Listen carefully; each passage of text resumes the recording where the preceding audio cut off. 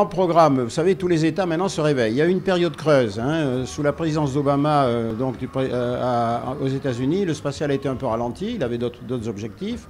Et là, ça redémarre avec un grand programme. Et les Américains, les Russes et les Chinois ont tous les mêmes objectifs. Premièrement, retourner sur la Lune. Construire une station. Voilà, objectif Lune, comme RG. Construire une station orbitale autour de la Lune. Et puis ensuite, aller, pour les Américains, visiter un astéroïde. Et puis ensuite aller vers Mars, qui est le plus difficile, compte tenu de ce que ça représente, que ce soit pour la technique à transporter, que ce soit aussi pour les humains, pour revenir, et puis aussi pour les humains qui vont subir pendant des temps très longs les problèmes de radiation solaire, les problèmes de particules, les problèmes de gravité, etc.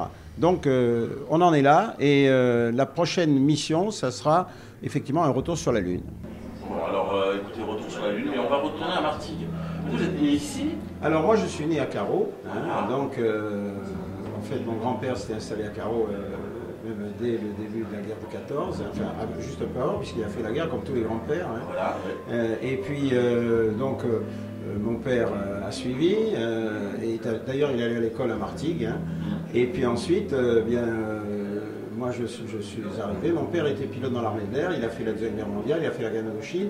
On l'a beaucoup suivi en Afrique quand j'étais jeune, et puis entre-temps, dans les périodes où on était, je dirais, sur le territoire français, j'étais à Carreau chez mes grands-parents. Comment on se retrouve?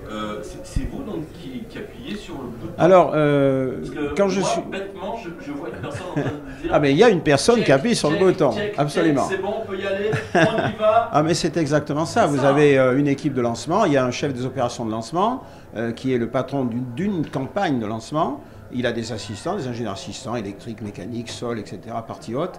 Et puis, à un moment donné, la chronologie est lancée. Alors, quand on appuie, c'est pas du tout la mise à feu. On appuie, c'est des ordinateurs qui prennent le relais et qui déroulent toute la séquence synchronisée jusqu'à l'allumage, parce que ça va trop vite. Il y a tellement d'opérations à faire, l'homme ne ferait pas face. Donc, on confie ça à des automatismes.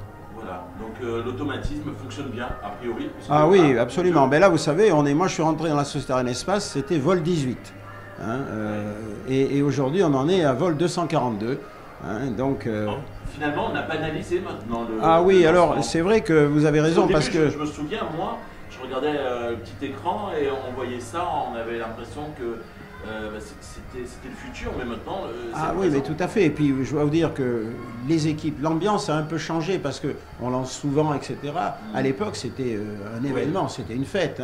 Puis je peux vous dire qu'après un lancement réussi, tout le monde se retrouvait habillé dans la piscine, etc. C'était quelque chose de sympa. Ah bah oui, forcément.